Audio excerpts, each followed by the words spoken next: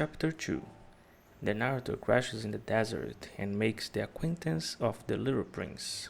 So I lived my life alone, without anyone that I could really talk to, until I had an accident with my plane in the desert of Sahara 6 years ago.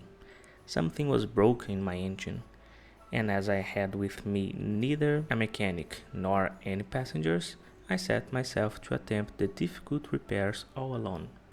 It was a question of life or death for me.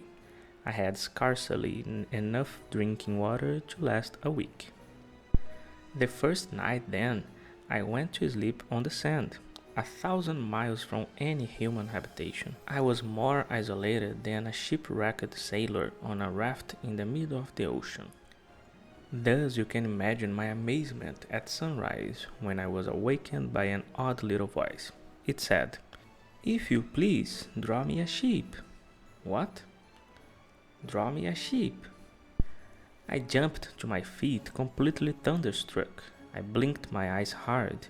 I looked carefully all around me, and I saw a most extraordinary small person who stood there examining me with great seriousness. Here you can see the best portrait that, later, I was able to make of him. But my drawing is certainly very much less charming than its model. That, however, is not my fault. The grown-ups discouraged me in my painter's career when I was 6 years old, and I never learned to draw anything except boas from the outside and boas from the inside. Now I stare at this sudden apparition with my eyes fairly starting out of my head in astonishment.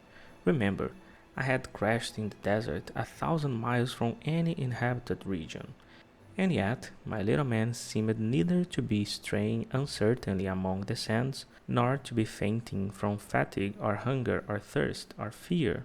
Nothing about him gave any suggestion of a child lost in the middle of the desert 1,000 miles from any human habitation. When at last I was able to speak, I said to him, "But what are you doing here?" And in answer he repeated, very slowly, as if he were speaking of a matter of great consequence, "If you please, draw me a sheep." When a mystery is too overpowering, one dare not disobey. Absurd as it might seem to me, 1,000 miles from any human habitation and in danger of death, I took out of my pocket a sheet of paper and a fountain pen. But then I remembered how my studies had been concentrated on geography, history, arithmetic, and grammar, and I told the little chap, a little crossly too, that I did not know how to draw. He answered me, "That doesn't matter, draw me a sheep." But I had never drawn a sheep, so I drew him one of the 2 pictures I had drawn so often. It was that of the boa constrictor from the outside, and I was astounded to hear the little fellow greeted with, "No, no, no. I do not want an elephant inside a boa constrictor. A boa constrictor is a very dangerous creature, and an elephant is very cumbersome. Where I live, everything is very small. What I need is a sheep. Draw me a sheep." So then I made a drawing. He looked at it carefully, then he said, "No, this sheep is already very sickly. Make me another." So I made another drawing. My friend smiled gently and indulgently. "You see yourself," he said. This is not a sheep. This is a ram. It has horns."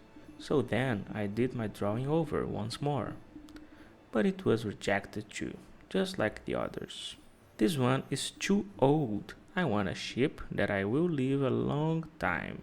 By this time my patience was exhausted, because I was in a hurry to start taking my engine apart.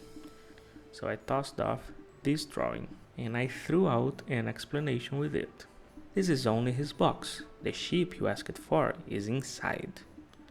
I was very surprised to see a light break over the face of my young judge. "That is exactly the way I wanted it. Do you think that this sheep will have to have a great deal of grass?" "Why?" "Because where I live everything is very small." "There will surely be enough grass for him," I said. "It is a very small sheep that I have given you." He bent his head over the drawing. Not so small that. Look, he has gone to sleep. And that is how I made the acquaintance of the little prince.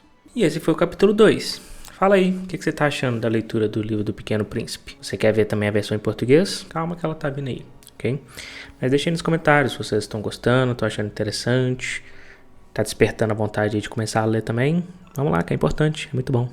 Espero que estejam gostando. Não se esqueça de se inscrever no canal. Segue lá no Instagram também. E see you! Fiquem ligados para o próximo capítulo.